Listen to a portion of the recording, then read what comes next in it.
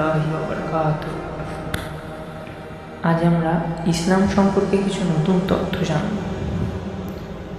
মানুষ সৃষ্টির শুরু থেকে শেষ পর্যন্ত রাসূল ও আম্বিয়াগণের মাধ্যমে আনীত ও প্রচারিত আল্লাহর নির্দেশে আল্লাহরই ইবাদত, আনুগত্য এবং তারই নিকট আত্মসমর্পণ করা তথা শিরক থেকে দূরে থাকার নাম ইসলাম। হযরত আদম আলাইহিস সালাম থেকে শুরু করে হযরত মুহাম্মদ সাল্লাল্লাহু আলাইহি সাল্লাম পর্যন্ত সকল আম্বিয়া ও রাসূলগণের প্রচারিত ধর্ম, জীবনাদর্শ বা বাঁচার পদ্ধতির নাম ইসলাম। যদিও তাদের ধর্মীয় অনুশাসনে কিছু কিছু পার্থক্য বিদ্যমান ছিল, তাই সকলের দিন এক ইসলাম হলেও শরীয়ত বিভিন্ন।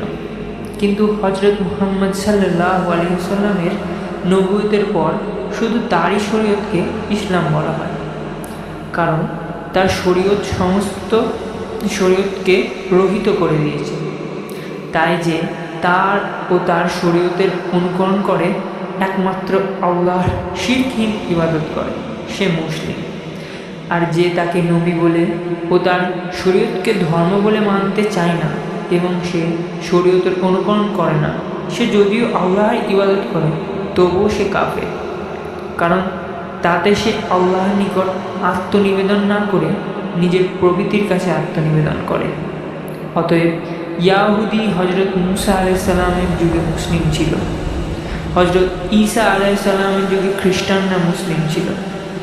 ইয়াহুদি ও নাসারা বা খ্রিস্টান পরবর্তীকালের নাম, কিন্তু হযরত মুহাম্মদ সাল্লাল্লাহু আলাইহি সাল্লাম যখন নবী হয়ে প্রেরিত হলেন এবং আল্লাহ পাক সমগ্র মানব জাতিকে একমাত্র তার অনুসরণ করার নির্দেশ দিলেন, তখন তারা তাকে অস্বীকার করল, আল্লাহর নাফরমানি করল এবং তাদের নবীদেরও অবাধ্য হলো, যারা তাদেরকে মুহাম্মদ সাল্লাল্লাহু আলাইহি সাল্লামের উপর ঈমান আনার আদেশ দিয়েছিলেন।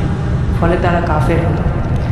যেহেতু সমস্ত আম্বিয়ার দিন এক, আহ্বান এক এবং ইসলাম হলো আল্লাহর মনোনীত দিন, তাই তা ছেড়ে কোনো পথেই তার সন্তুষ্টি লাভ সম্ভব নয়।